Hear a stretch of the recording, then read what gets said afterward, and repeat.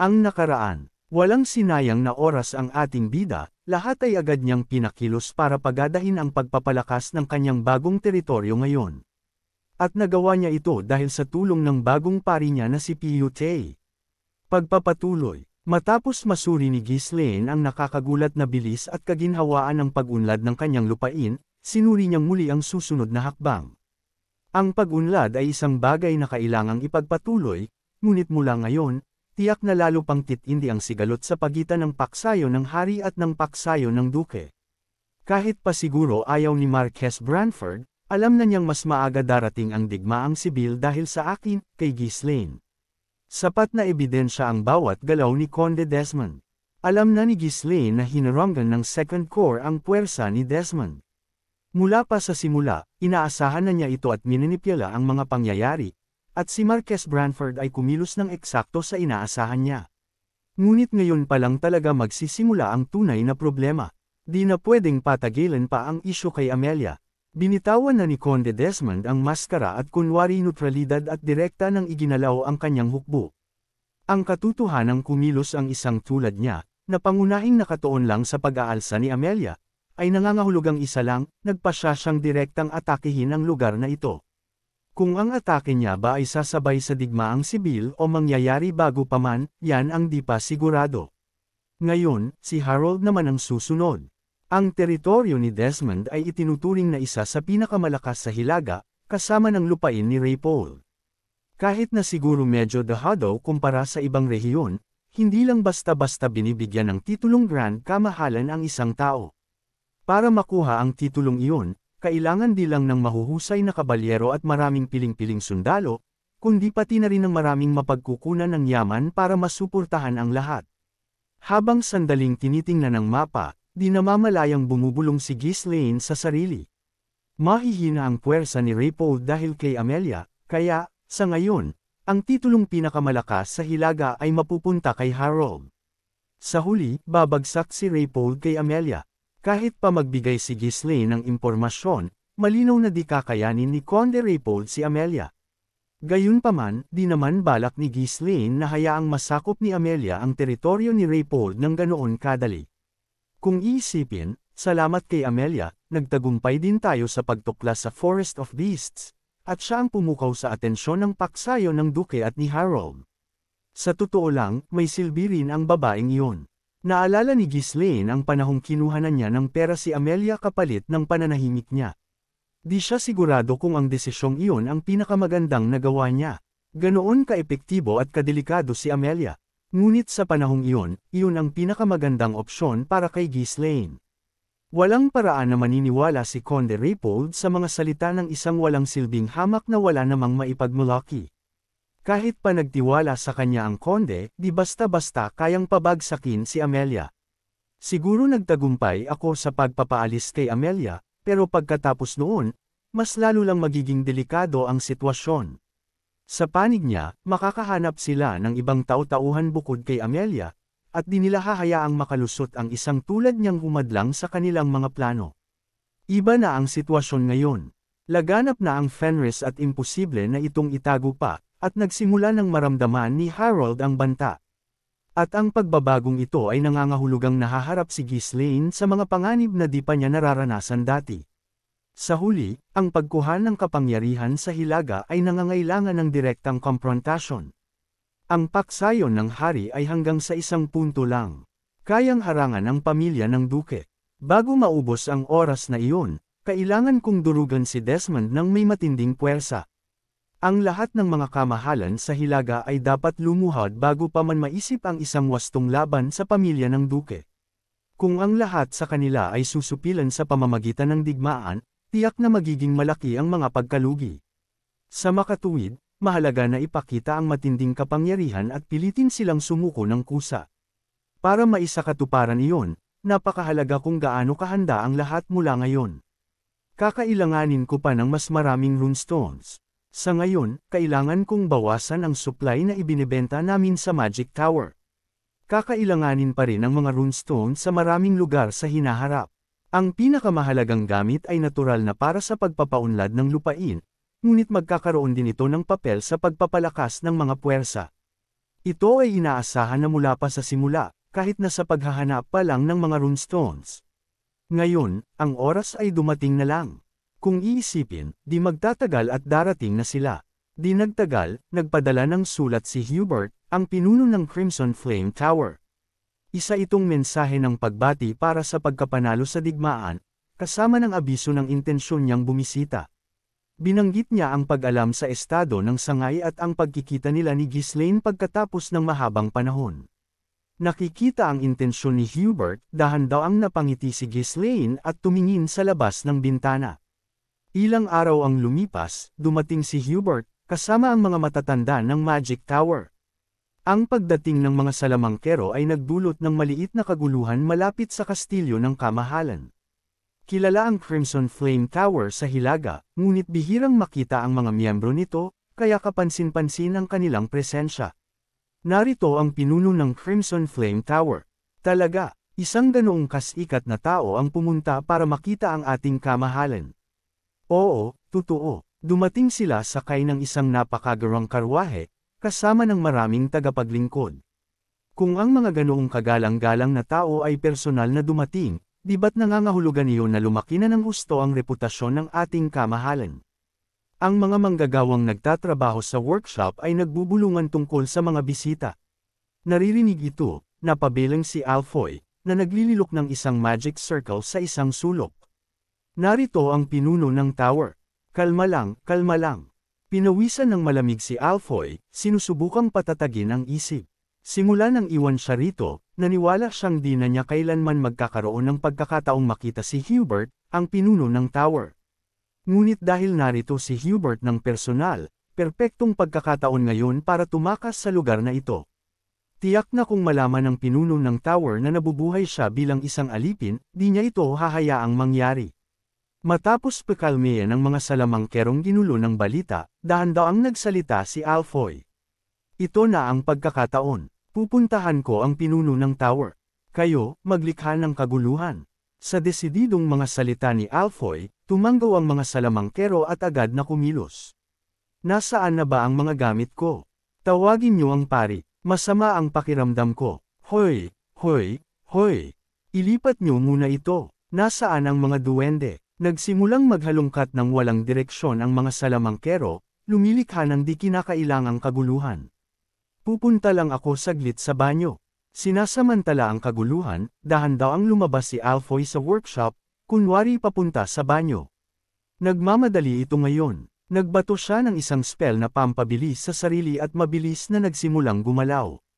Maigsi ang oras. Kung matagal siyang mawawala, may maghahanap sa kanya. Sige, takbo ng takbo si Alfoy na parabang ninja na ito ng Konoha sa bilis. Tumakbo si Alfoy ng buong lakas.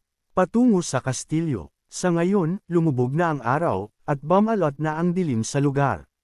Ang mga gwardyang nagpapatrolya sa malayo ay malamang na mahirap siyang makita na gumagalaw ng napakabilis. Hingal na hingal si Alfoy. Gamit ang kaunting mana na natira sa kanya matapos magtrabaho buong araw, mabilis siyang kinapos sa hininga. Kahit na inakala niyang nagkaroon siya ng lakas mula sa pagtatrabaho sa construction site, tila nasobrahan siya kamakailan. Kaya mo yan, Alfoy. Kaya mo yan. Ikaw ay isang taong may diwa ng apoy. Ang puso ko. Sabi ni Alfoy sa sarili na ngayon ay nakakaramdam ng sakit. Ang pag-asa na makatakas sa impyernong ito ang nagpasigla sa kanyang determinasyon, kaya't ang puso niya'y kumakabog ng malakas sa dibdib. Konting-konti na lang. Malapit na ako. Kung si Master ang bahala, tiyak na palalayain niya ang slave contract ko. Habang naiisip si Hubert, isang biglaang alon ng pangamba ang bumalot sa kanya. Ang Hubert na kilala niya sa ngayon ay tamad, pabaya, at sobrang makitid ang isip. Kung iisipin kung gaano karaming mayaalok ang kamahalan sa kanya, talagang gagawin ba ni Hubert ang lahat para palayain siya? Kahit si Alfoy mismo ay di isasakripisyo ang personal na pakinabang para sa isang disipulo. Ano ba ang iniisip ko? Anong klaseng master ang mag-iiwan sa kanilang disipulo? Hindi, di ganoon ang master ko. Di ganoon ang master ko. Sabi nito sa sarili na talagang patuloy niyang pinapalakas ang kanyang loob.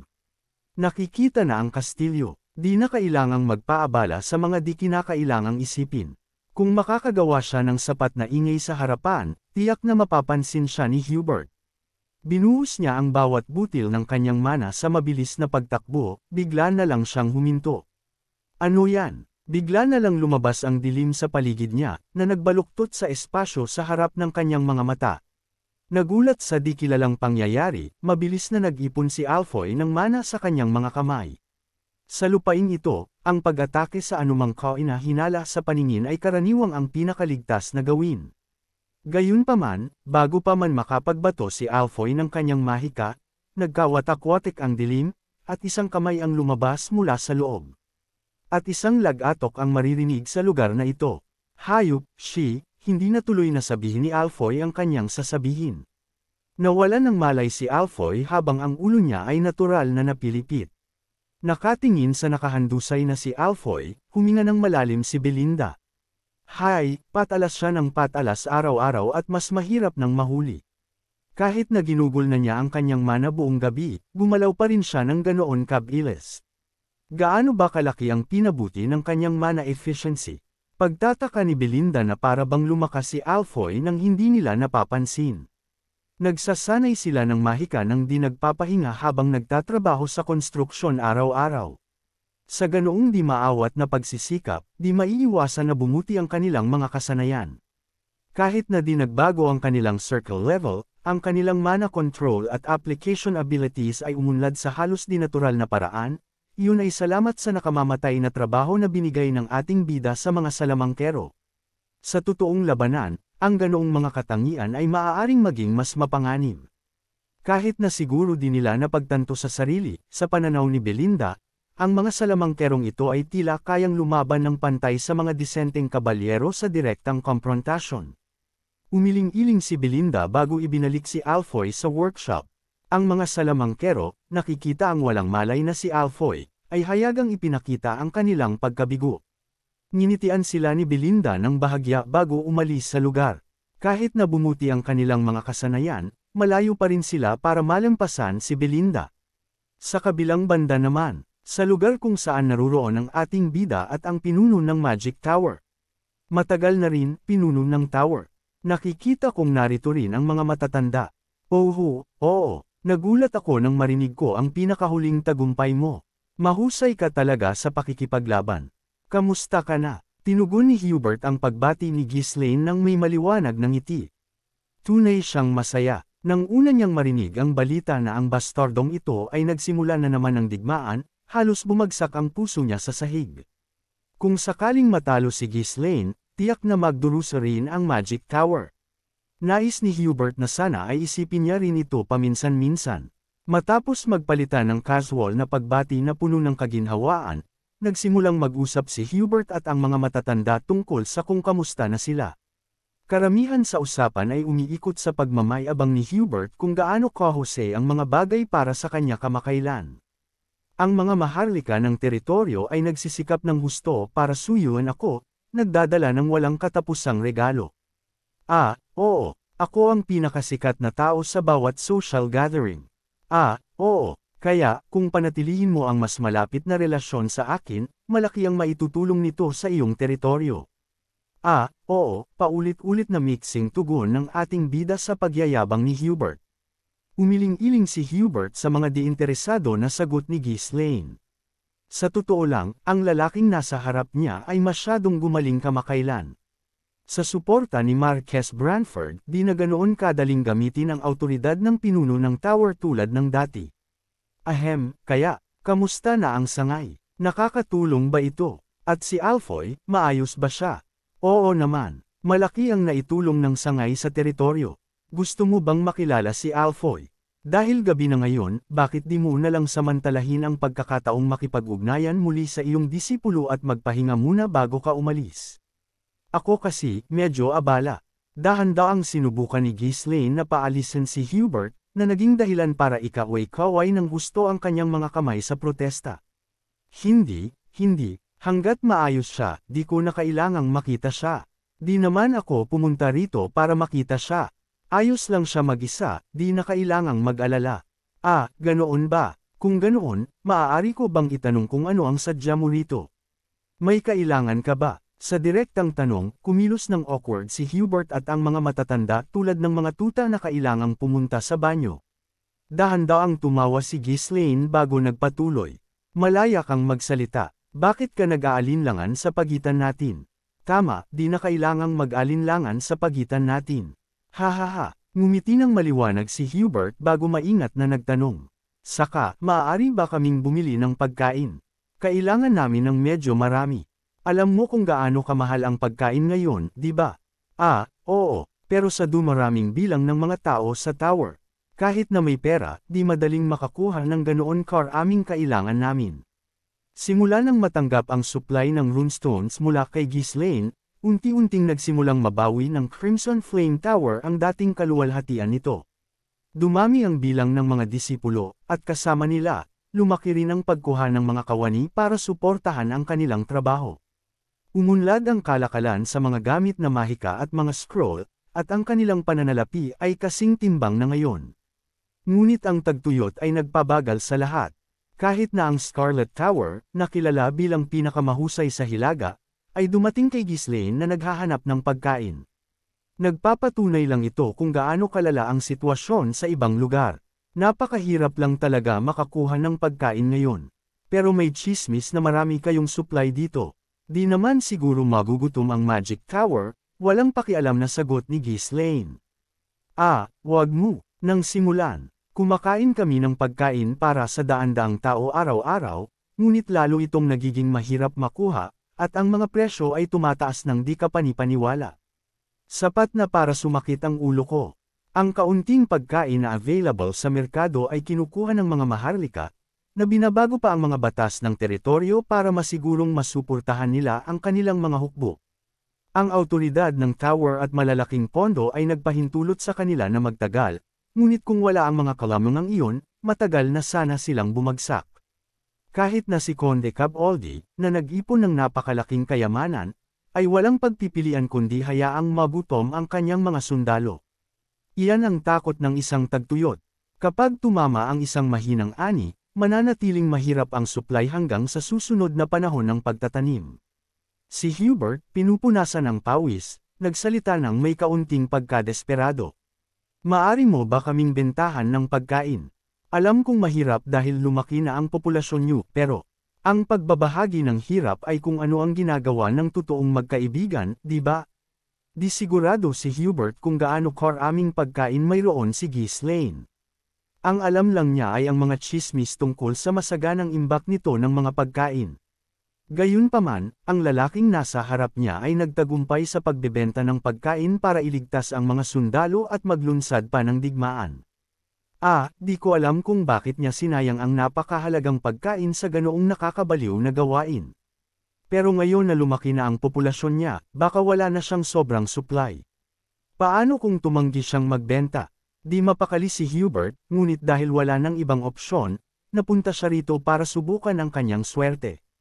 Matapos marinig ang kwento ni Hubert, casual na tumango si Ghislaine na parang wala lang. Marami pa rin kaming pagkain. Kahit na isinasaalang-alang ang aming mga pangangailangan, higit pa sa sapat ang natitira. Talaga bang ganoon karami ang mayroon ka? Kung ganoon, bentahan mo kami. Di namin kailangan ng kasing dami ng ibinebenta mo sa mga maharlika, sapat lang para ligtas na pakainin ang aming mga tao sa loob ng 2 taon. Ang Crimson Flame Tower ay isang napakalaking institusyon, na minsay itinuring na pinakamahusay sa Hilaga. Kasama ang mga disipulo na tinuturuan nito at ang mga kawani na ginagamit nito, madaling sinusuportahan ng tower ang daan-daang tao. Ang halaga na kailangan para suportahan ang ganoong bilang sa loob ng 2 taon ay magiging napakalaki. Dahan-daang tumawa si Ghislaine, itinaas ang 3 daliri tulad ng ginawa niya sa nakaraan. 3 beses ang kasalukuyang presyo sa merkado.